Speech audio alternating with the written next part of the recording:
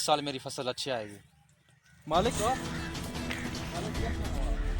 मालिक आप इस गरीब की ज़मीन पर कैसे तशरीफ लाना हुआ? हाँ मिठल, बस आना ही पड़ा। मुझे आज तुमसे काम है कोई। मुझसे काम है जी। मुझ गरीब से कैसे काम हुआ आपको? हाँ मिठल, बस काम पड़ गया है। ये ज़मीन तुम्हारी है? जी जी मालिक, ये मेरी है। माशाल्लाह, फसल तो तुमने अच्छी कर रखी है। जी जी इंशाल्लाह अच्छी आएगी। तो तुम्हें तो पता है तेरी ज़मीन के आगे सारी मेरी ज़मीन पड़ती है, जी जी मालिक। और बीच में तेरी ज़मीन है, और ये वाली ज़मीन भी मैं ख़रीद रहा हूँ, और तुम्हारी भी ज़मीन खरीदना चाहता हूँ। ये सारी ज़मीन मैं एक करना चाहता हूँ। खान साहब, मैं अपनी ज़मीन पर नहीं बेचूंगा, इसलिए भी मेरा सहारा है। देख मिठल, ज़मीन तो तुम्हें बेचनी पड़ेगी। मेरे पास तो यही ज़मीन है, मेरे बच्चों का आसरा है। आप ऐसा ना करो। तुम्हारी जरूरत क्या हुई मालिक को मना करने की? नहीं नहीं मालिक, देख मिठल, ऐसा जुल्म ना करो। तुम्हें तो पता है पठान को ना सुनने की आदत नहीं है। प्यार से दे या ज़बरदस्ती दे। देख मिठल, तेरी ज़मीन का 2 लाख रेट है। कल मेरी हवेली पे आ जा, पैसे ले जा और कागज़ दे जा। लेकिन मालिक, इसका रेट तो 8 लाख है, आप 2 लाख बोल रहे हो। देख मिठल, ज़मीन भी पठान की है और रेट भी पठान का होता है।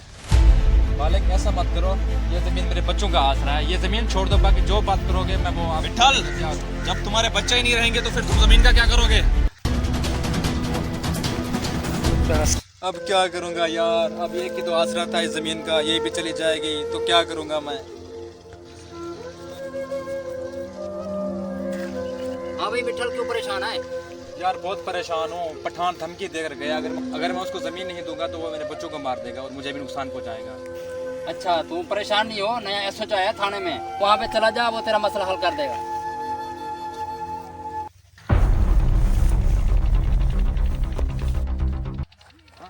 एसएचओ साहब तो ये आ रहे हैं। अस्सलाम वालेकुम। वालेकुम सलाम। जी बेटा, क्या हुआ? सर, आप यहाँ खेतों में? हम तो आपके पास ही आ रहे थे थाने में। हाँ जी बेटा, क्या काम है? तो साहब, पठान मुझे धमकी देकर गया, अगर मैं उसको ज़मीन नहीं दूंगा तो वो मुझे भी मार देगा और मेरे बच्चों को भी मार देगा। ये पठान है कौन? कहाँ से है वो? सर, पठान यहाँ का सरदार है, वो सरदार कम और बदमाश ज़्यादा है। कुछ करो। ये पठान क्या चीज़ है, उसको मैं देख लूँगा। चलो चलते हैं। अकाली, अगले साल तक ना ये सारी ज़मीनें हमारी होंगी। इंशाल्लाह मालिक, इंशाल्लाह। ये मिठल किसको लेके आ रहा है? यहाँ का नया एसएचओ है, इसकी बड़ी तारीफ सुनी है।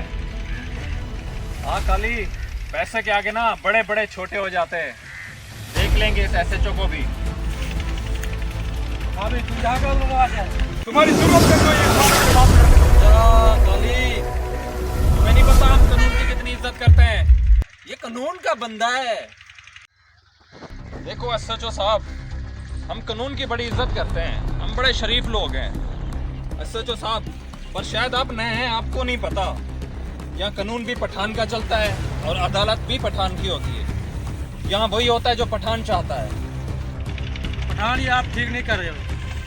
देख एसएचओ साहब, ये पठान का इलाका है, यहाँ सही और गलत का फैसला पठान करता है। तुम इस मामले में मत पड़ो, खुद भी सलामत रहो और अपने बच्चों को भी सलामत रखो। इस बात को किसी को मत टेंशन नहीं लो एसएचओ साहब, कल 50,000 का बैग तुम्हारे घर पहुंच जाएगा। जाओ। तो क्या हो गया?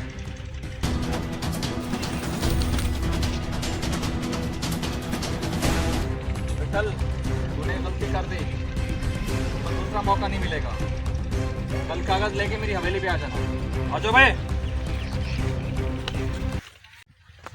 साहब, क्या हुआ? देख मिठाल, अगर जिंदा रहना चाहते हो तो इसको ज़मीन दे दो पठान को। मेरी ज़मीन तो गई, एसएचओ को भी खरीद लिया पठान। अब क्या होगा?